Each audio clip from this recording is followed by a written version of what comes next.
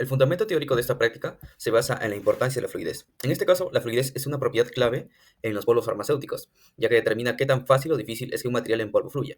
Bien, una buena fluidez garantiza un llenado uniforme de cápsulas y moldes, ¿no? Lo que evita variaciones de peso en tabletas y mejora lo que es la eficiencia de los procesos de manufactura.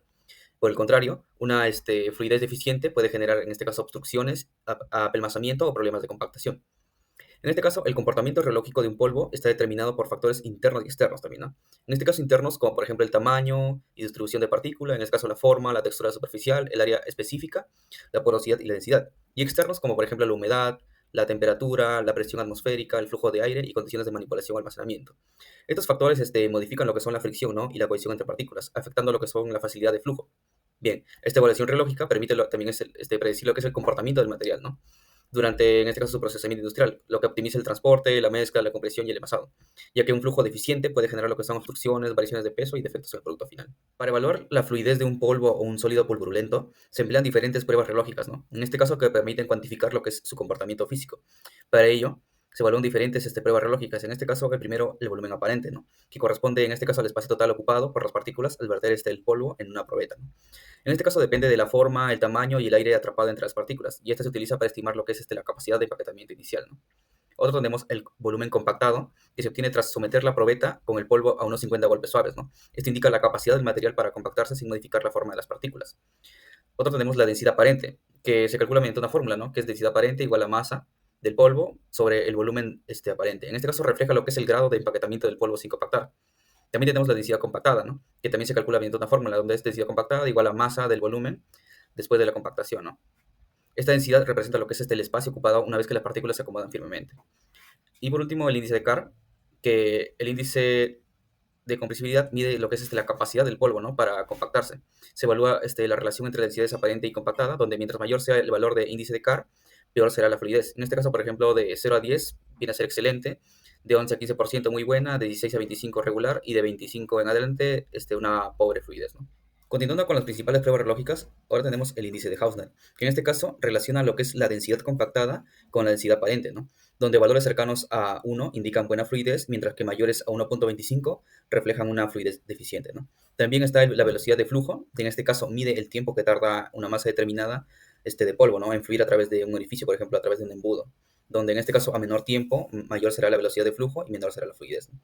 Y por último está el ángulo de reposo, ¿no? Donde se obtiene al dejar caer el polvo y medir el cono formado, ¿no? En este caso dejar caer el polvo por el embudo que mencionamos anteriormente, donde cuanto menor sea el ángulo, mejor es la fluidez, ¿no? Del material. Por ejemplo, ángulos de entre 25 y 30 es excelente, entre 31 a 40 viene a ser buena y de 45 en adelante es una fluidez pobre, ¿no? El objetivo de esta práctica será evaluar el impacto del tamaño y la forma de las partículas en la fluidez de los polvos mediante pruebas reológicas, proporcionando información relevante para industrias que manejan y procesan materiales pulverulentos, como la farmacéutica, la alimentaria y la química. Los materiales que usamos en esta práctica fueron azúcar blanca, maicena, sémola, una balanza analítica, un embudo de vidrio, un vaso de precipitado, varilla de vidrio, regla, un par de juego de tamiz y una probeta de vidrio. Los materiales que usamos en esta práctica fueron azúcar blanca, maicena. Para el procedimiento hemos realizado primero tamaño de partícula, que se pesó 28 gramos tanto de maicena, azúcar blanca y sémola y se pasó en el juego de tamiz. Para el procedimiento hemos realizado primero tamaño de partícula, que se pesó 28 gramos tanto de maicena, azúcar blanca y sémola y se pasó en el juego de tamiz. Para el procedimiento hemos realizado primero tamaño de partícula, que se pesó 28 gramos tanto de maicena, azúcar blanca y sémola y se pasó en el juego de tamiz. Para el procedimiento hemos realizado primero tamaño de partícula, que se pesó 28 gramos tanto de maicena, azúcar blanca y sémola y se pasó en el juego de tamiz. Para el procedimiento hemos realizado primero tamaño de partícula, que se pesó 28 gramos tanto de maicena, azúcar blanca y sémola y se pasó en el juego de tamiz. Para el procedimiento hemos realizado primero tamaño de partícula, que se pesó 28 gramos tanto de maicena, azúcar blanca y sémola y se pasó en el juego de tamiz. Para el procedimiento hemos realizado primero tamaño de partícula, que se pesó 28 gramos tanto de maicena, azúcar blanca y sémola y se pasó en el juego de tamiz. Para el procedimiento hemos realizado en primero tamaño de partícula, que se pesó 28 gramos tanto de maicena, azúcar blanca y sémola y se pasó en el juego de tamiz. Para el procedimiento hemos realizado en primero tamaño de partícula, que se pesó 28 gramos tanto de maicena, azúcar blanca y sémola y se... Para la determinación de densidades vamos a utilizar el polvo que haya sido tamizado, ya sea de azúcar blanca, maicena o sémola, y vamos a colocar una probeta. Esto vamos a usarlo para densidad aparente. Y para densidad compactada vamos a dar unos 50 golpecitos y después vamos a medir igualmente la probeta. Por último, realizamos la determinación de velocidad de flujo y la determinación de ángulo de reposo. Para la velocidad de flujo vamos a usar una varilla de vidrio y un embudo de vidrio. Esto vamos a armarlo y vamos a agregar nuestra muestra ya previamente pesada. Y una vez que quitemos la varilla de vidrio, vamos a cronometrar. Esto va a caer encima de una hoja de papel que ha sido previamente pesada y cuando se forme el montículo vamos a dibujar el alrededor y vamos a pesar esa hoja. Igualmente, para el ángulo de reposo, se va a formar del montículo y vamos a medir su altura y vamos a hallar el ángulo de reposo dicho en los resultados. Continuando con los resultados, tenemos la primera tabla, que es sobre caracterización de la densidad aparente y compacta en diferentes muestras de polvo. En este caso tenemos 3 muestras, que es azúcar, sémola y maicena, todas con una masa de 28 gramos. En ellas vamos a medir tanto el volumen aparente como el volumen compactado en mililitros. El azúcar tiene un volumen aparente de 36 y un volumen compactado de 30. La sémola tiene un volumen aparente de 45 y un volumen compactado de 36. La maicena, por su parte, tiene un volumen aparente de 72 y un volumen compactado de 50. Luego de ello, calcularemos las densidades tanto aparente como densidad compactada.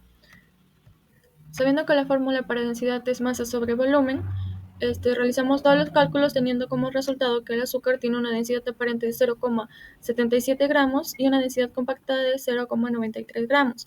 La sémola tiene una densidad aparente de 0,62 gramos y una densidad compactada de 0,77 gramos. Y la maicena tiene una densidad aparente de 0,38 gramos y una densidad compactada de 0,56 gramos. En la tabla número 2 tenemos los índices de fluidez tanto de Hausner y de Carr en diferentes muestras de polvo. Como ya habíamos mencionado, todas nuestras muestras tienen una masa de 28 gramos y una densidad aparente y una densidad compactada ya antes calculadas. Para el índice de Hausner utilizaremos la fórmula que es densidad compactada sobre densidad aparente. Realizando todos estos cálculos, obtenemos los resultados que para azúcar es 1,20, indicando así una fluidez excelente. Sémola tiene un índice de Hausner de 1,06, indicando una fluidez regular, y la maicena 1,47, indicando que es muy muy pobre. Por otro lado, en el índice de Carr utilizaremos la fórmula que es densidad compactada menos densidad aparente sobre densidad compactada por 100. Realizando los cálculos obtenemos los resultados que para azúcar tiene un índice de Carr de 17,20, teniendo así una fluidez regular. Para sémola 6,49 tiene una fluidez buena y para maicena 36,14 tiene una fluidez muy pobre. En la tabla número 3 se muestra el ángulo de reposo y velocidad de flujo en diferentes muestras de polvo. Para ello podemos observar todos los datos tanto para azúcar, sémola y maicena. De ellos calcularemos inicialmente la velocidad de flujo y posteriormente el ángulo de reposo. Para la velocidad de flujo tenemos la siguiente fórmula, que es la masa en gramos sobre el flujo en segundos. Para el azúcar se muestra una masa de 30 gramos sobre el flujo en segundos, que es 4,3, dando como resultado 6,97. Para la sémola, la masa es de 30 sobre 4,5, dando como resultado 6,66. Para la maicena, la masa es 30, pero aquí no se observó flujo, por lo tanto, la muestra no tiene velocidad de flujo. Ahora, para el ángulo de reposo calcularemos con la siguiente fórmula, que es igual al arco tangente igual a la altura sobre radio. Para el azúcar, tenemos una altura de 1,7 y un radio de 3,88 antes ya calculado, y dando como resultado 23,3 grados. Y para la sémola tenemos una altura de 1,5 sobre el radio, que es 4,07, dando como ángulo 19,8 grados. Y la maicena pues no tiene un ángulo de reposo ya que no hubo ningún flujo. El propósito de la práctica fue determinar y comparar las características geológicas de 3 materiales pulverulentos, como es el azúcar, la sémola y la maicena, evaluando así la fluidez a través de métodos directos e indirectos. el cual se emplearon el índice de Hausner, el índice de Carr como de comprensibilidad y la velocidad de flujo y el ángulo de reposo como indicadores directos del comportamiento de polvo. Analizando primero los métodos de comprensibilidad, los datos de la tabla número 1 muestran diferencias claras en las densidades de las muestras. La maicena presentó la densidad aparente más baja y la mayor diferencia porcentual al ser compacta, ¿no? Lo que indica una alta comprensibilidad y por ende una fuerte cohesión entre partículas. Esto se tradujo con un índice de Hausner de 1,47 y un índice de Carr de 32,14%, clasificando su fluidez como pobre o muy pobre, según las tablas de referencia, ¿no? En este comportamiento es característico de los almidones, cuyas partículas finas e irregulares poseen una gran área superficial que incrementa las fuerzas de cohesión y fricción interna. Es así que el azúcar y la sémola mostraron valores que los clasifican entre buena y regular. Esto es coherente con su morfología, ¿no?, granular y mayor tamaño de partícula, que favorecen el deslizamiento por gravedad y reduce la comprensibilidad. Cabe señalar que los valores de índice de Hausner e índice de Carr, reportados originalmente para la sémola en la tabla número 2, que es de 1,06 y 6,49, parecen ser producto tanto de un error de transcripción, ya que los cálculos derivados de la densidad resultan más consistentes con su comportamiento físico y clasificación reológica. En cuanto a los métodos directos, los resultados de la tabla número 3 muestran una velocidad de flujo de 6,97 gramos por segundo para el azúcar y 6,66 gramos por segundo para la sémola, mientras que la maicena no presentó flujo a través del embudo. Estos datos confirman que tanto el azúcar como la sémola poseen una buena fluidez, en contraste con la maicena, cuya ausencia de flujo refleja un comportamiento altamente cohesivo.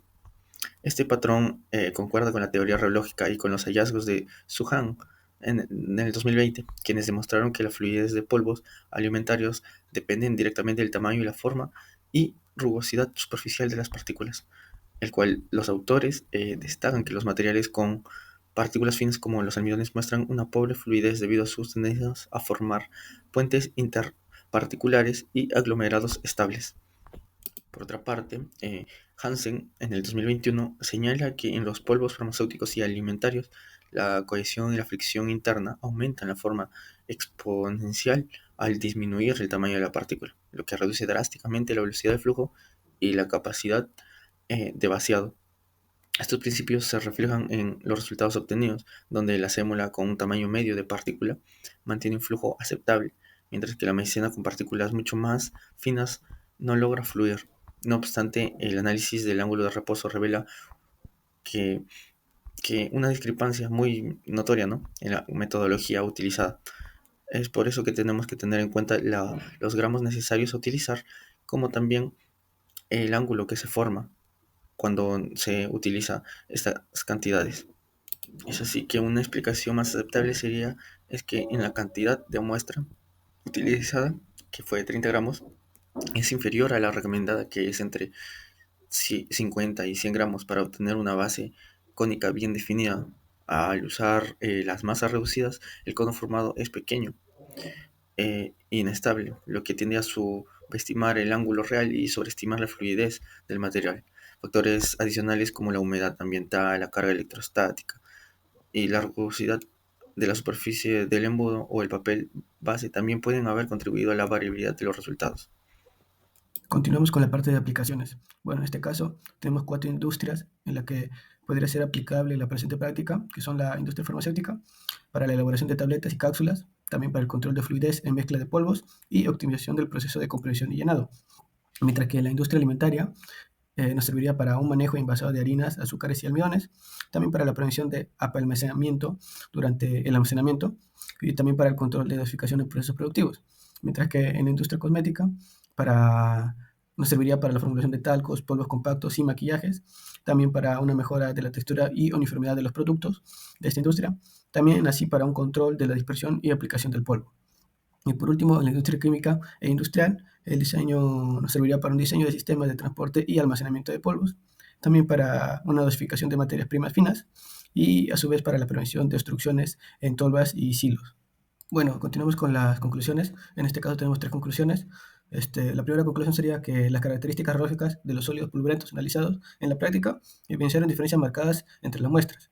Por el lado del azúcar, presentó la mayor densidad aparente y compactada, lo que refleja una estructura más uniforme y menor espacio entre partículas, mientras que en el caso de la maicena mostró valores más bajos, indicando una alta porosidad y tendencia a retener aire.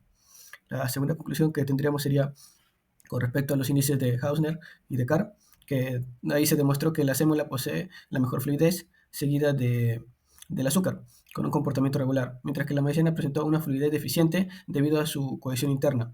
Este comportamiento se corroboró con el ángulo de reposo, donde la sémola y el azúcar mostraron valores bajos, propios de los materiales con buena capacidad de flujo, a diferencia de la maicena que no logró tomar una forma de cono estable. Bueno, continuamos con la última conclusión con respecto a la velocidad de flujo, la cual evidenció que la facilidad con que un sólido pulverulento atraviesa un orificio depende directamente de su densidad y cohesión interna. En este experimento, realizado en la práctica, el azúcar y la sémola presentaron velocidades de flujo similares y elevadas, lo que indica una buena fluidez y baja fricción entre partículas. En cambio, la maicena no mostró flujo libre, reflejando su alta cohesión y baja densidad aparente.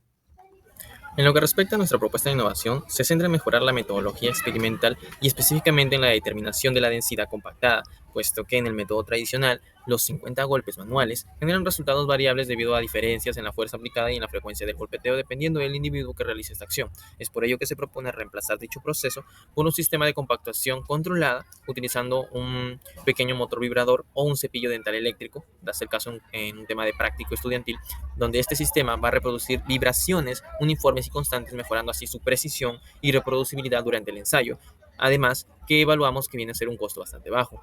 Con esta innovación, transformaríamos dicha práctica manual en una metodología más estandarizada, económica y científicamente más confiable, lo que ayudaría a tener resultados más reproducibles y exactos, estadísticamente hablando.